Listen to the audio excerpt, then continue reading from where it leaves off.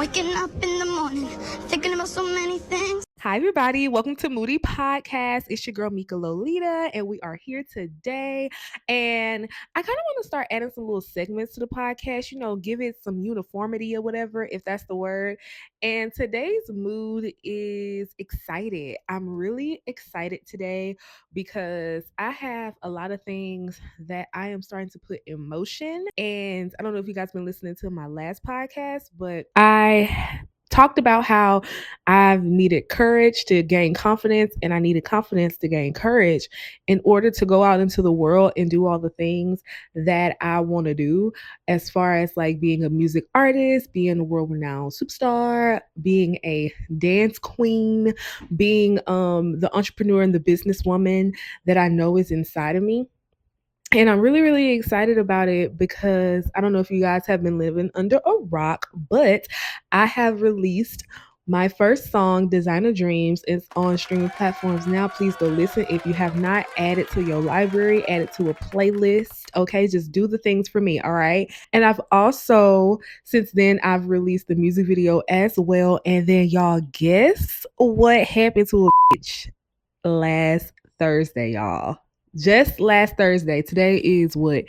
Yes, today's Wednesday. Less than a week ago, y'all, Designer Dreams premiered on the radio.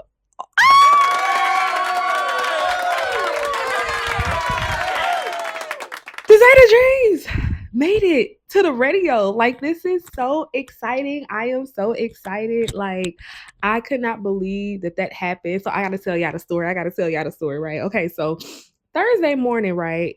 Yeah, and honestly, this is what this podcast is probably gonna be about today. It's gonna be about that damn weird ass Thursday I had that led up to me hearing my song on the damn radio.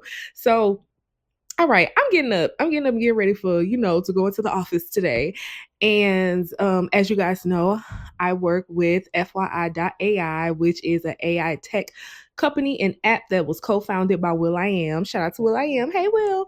So so I was going into the office last Thursday, and I wake up and I'm just kind of in a mood. I'm kind of really ain't feeling it because the girl is PMSing. Like, my PMS was real bad this week, girl, real bad. Sunday I felt like a balloon. But anyways, so I'm starting to get in that funky mood, that week before your period starts, ladies, that PMDD be DDD in you in your goddamn face. So anyways, I go into the office, and as you guys know, I take the trains now a lot out here because the girl is not driving. I cannot do it. It gives me too much anxiety. I can do it, but I don't want to do it right now. I'm just going to drive. Anything to help my nervous system just relax and take the edge off. That is what I'm all about right now in this lifetime. So I take the train, and I'm on the train, right? And something in the air just ain't feel right. Like, something in the air feel very like, what is happening today, y'all? Okay, so then I get off of the first train, I get on my second train, right? I get on my second train. First of all, as soon as I got on the second train, I was just like, something ain't right. Like, something isn't quite right. It doesn't feel how it usually feel on this train on today. I wasn't scared, but it was just like, what the fuck is gonna happen today? Like, I kept just having that question in my head, like, what is gonna happen today? I already woke up in a weird mood. Something is up. I felt it in my shundo. Okay, so I'm on the train. All of a sudden, this guy gets on the train. He is motherfucking tweaking. Okay, y'all. He is tweaking. Okay, he is losing his mind. Well, okay, let me tell you what he was doing. So I actually have like a little bit of a video. I might add it. So he came on the train, and he just started rapping and beatboxing. He started talking about some Rathropians or something. I don't know what it was called. But he was just starting to talk about some weird people. They're like extraterrestrials that are on this planet to take over. And of course, he was saying the main people is T-Rump and Elania Musk sent.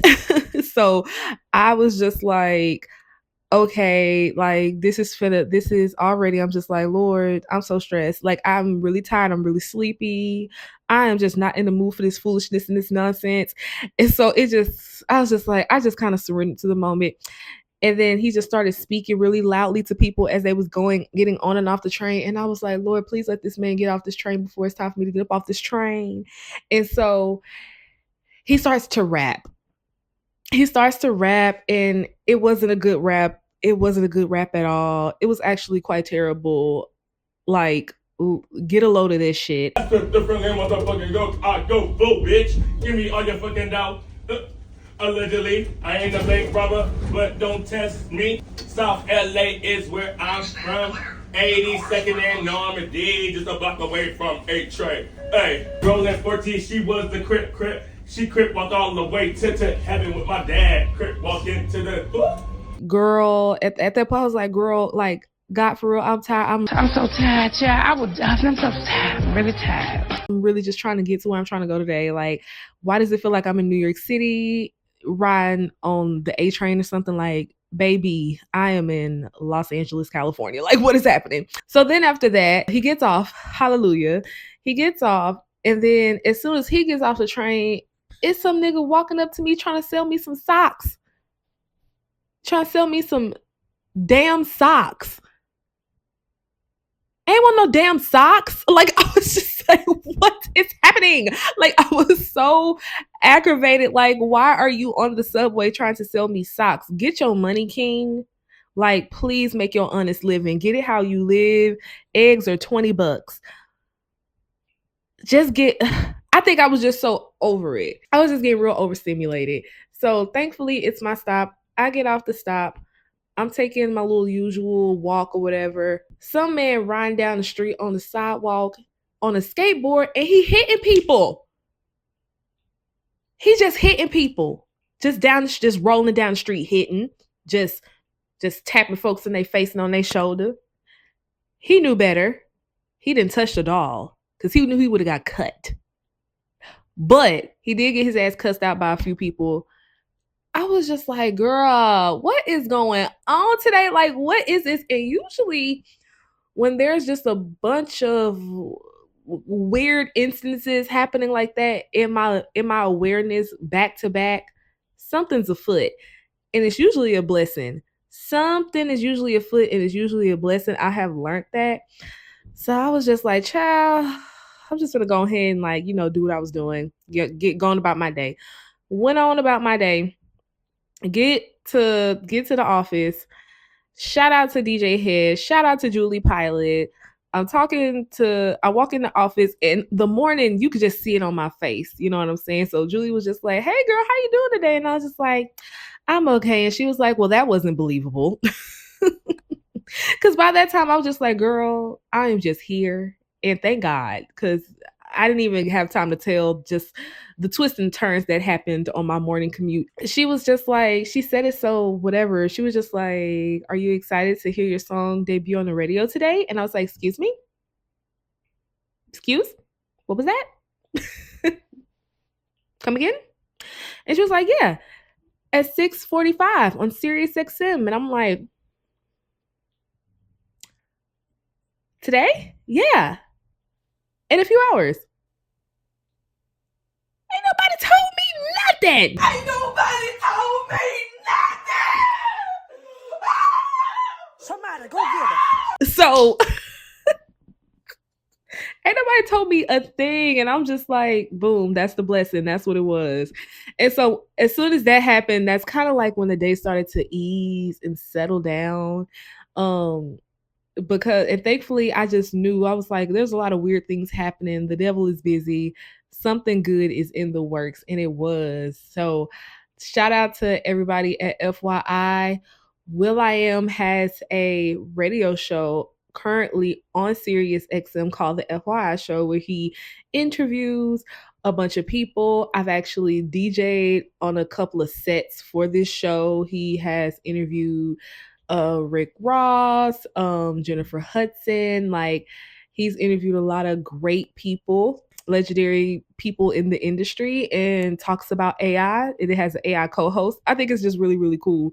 And I love that my song was featured on that station. It just really shows that this company that I am working with are really looking out for me, and they really want to see me grow and expand as much as I want to see them grow and expand. And so it's just really nice when you are in a work environment that pours into you as much as you pour into it. Sometimes I'll be like, damn, am I doing enough? And then I have to like talk to my mentor. She's like, girl, you're doing great. Like, and she give me whatever pointers I need. But I'm just really grateful and really excited to be working on an amazing team. Shout out to Samantha Ronson as well, girl. I'm just really excited about that. And then went on about the day, had the meetings that I had, co-hosted our fireside conversation that we usually host every Thursday at the studio and at the campus. And it was just really, really exciting. And after that, we on the radio, me, my boyfriend, his mentee, his son, his best friend. We were all in the car together, and the song came on the radio, and I am in the middle of Hollywood, outside the car, jumping up and down with the music turned up to the max, screaming and jumping for joy that I am hearing my song, my first song ever on the radio. And I'm having this moment. First of all, I think I was just like, I'm so grateful that the song was on the radio. I'm so grateful. We have a video. I'll add it to this. I am just so elated and I was so happy about that. But when I tell you, God is like the best storyteller in the world, because for one, I grew up not a big movie fan, but if I did watch documentaries or biopics about musicians and artists, it's always this pivotal moment that they heard their song on the radio for the first time. It in the car.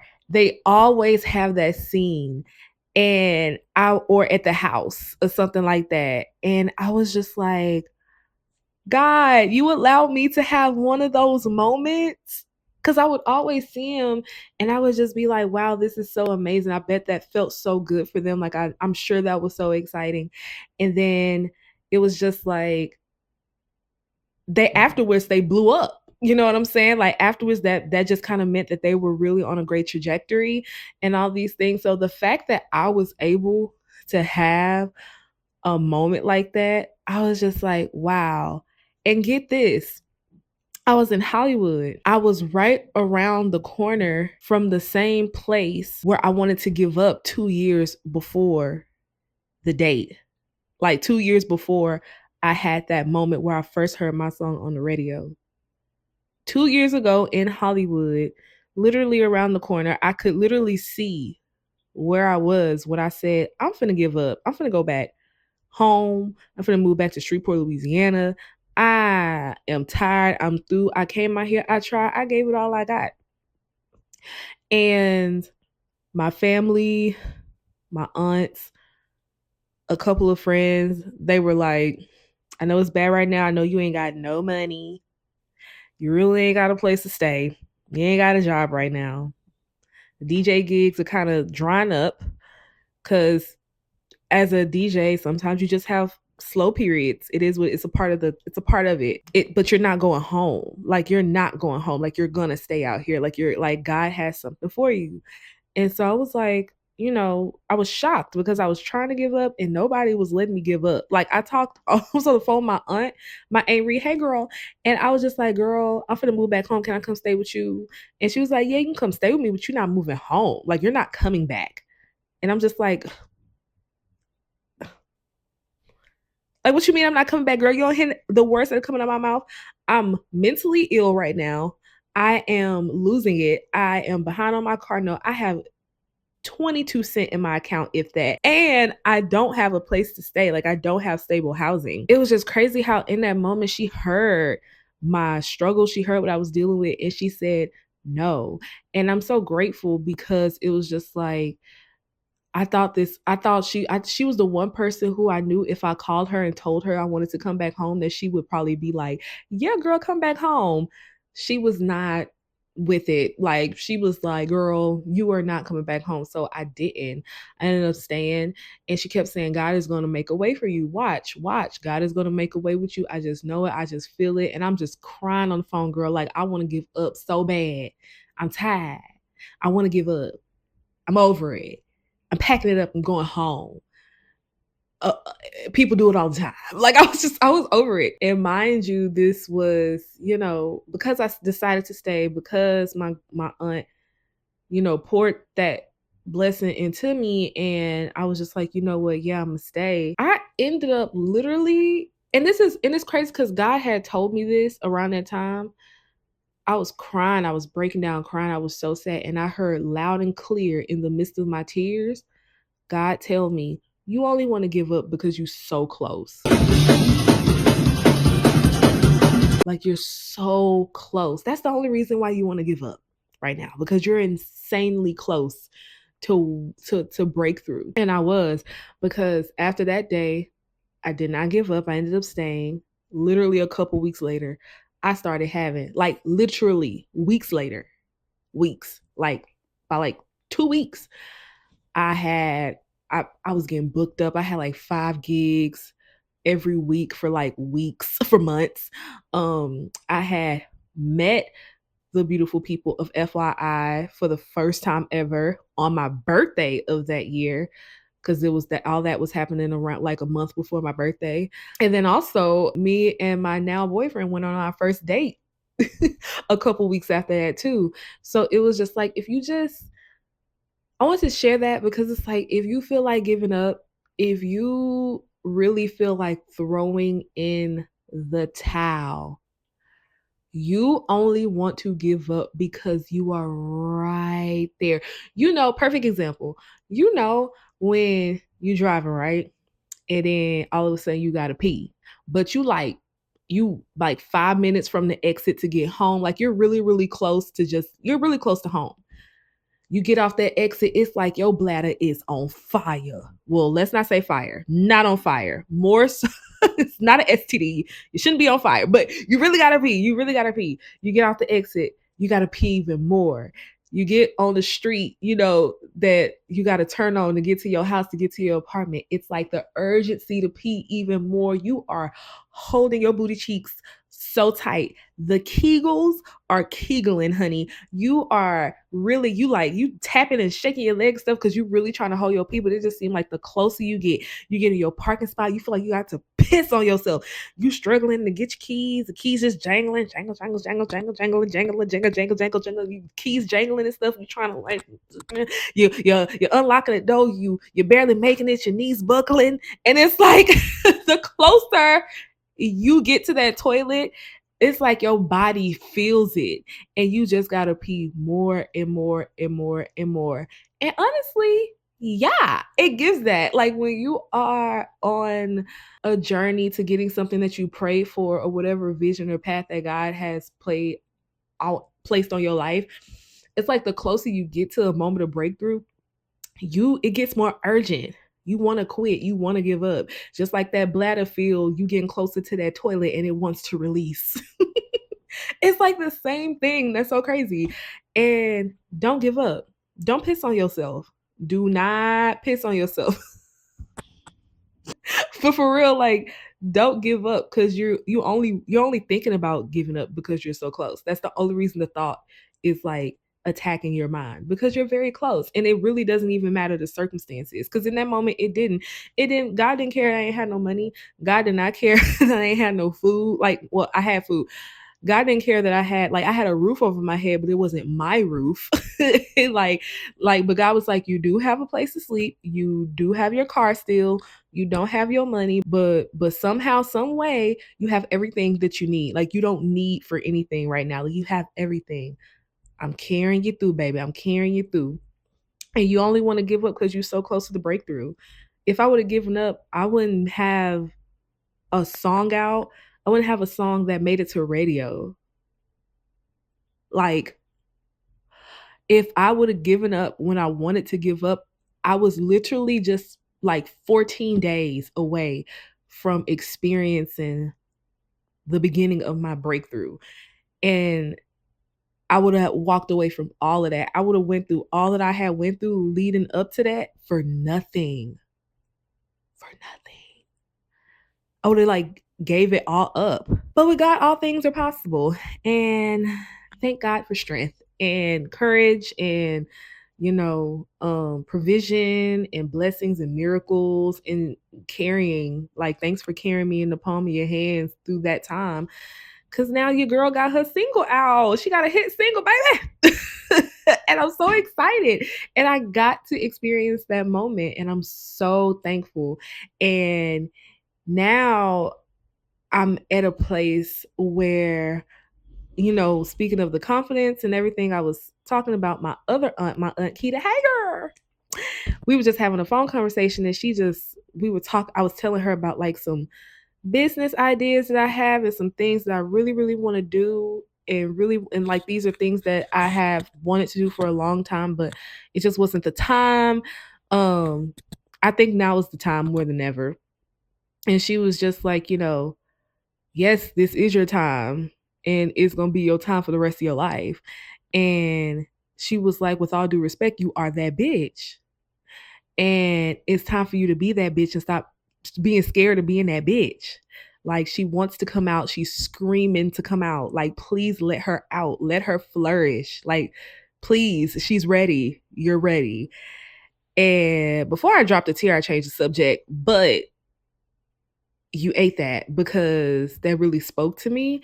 And it is so true. Like, I'm so tired of fighting against myself. Like, I'm so over it. Like, I'm so tired of being afraid of the success, the path, the responsibility, the everything. I'm ready to go collect everything that has my name on it.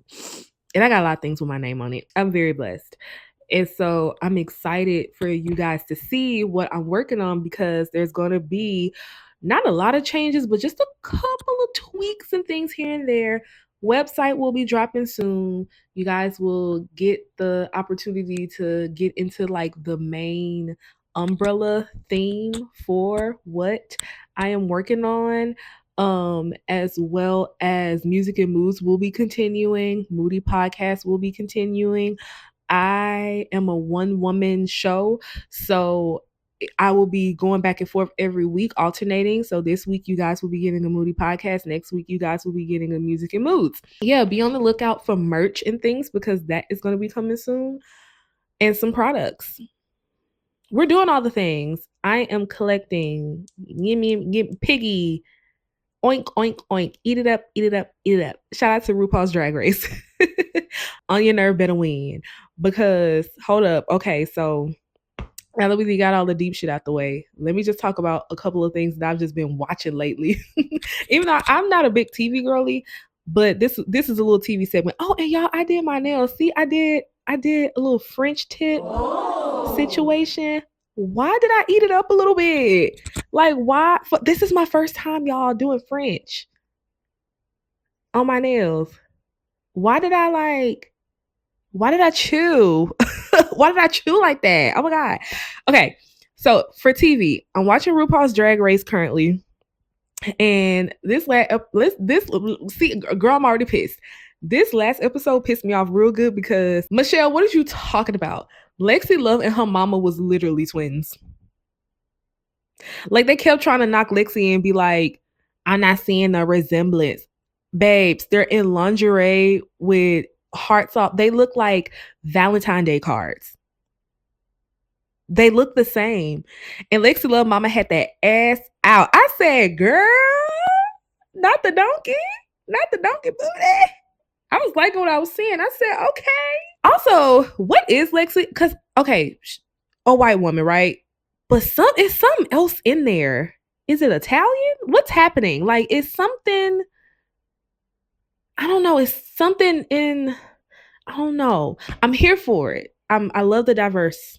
I love the diverse. Okay, so that pissed me off. Then Anya. Okay, I really want Anya to win. Anya Nerve has the most wins for the maxi challenges right now. She has 4. And no one's talking about it enough because everybody was so worried about getting 3. My girl racked up 4 like real quick on you hoes. And no one is like, really, I don't know.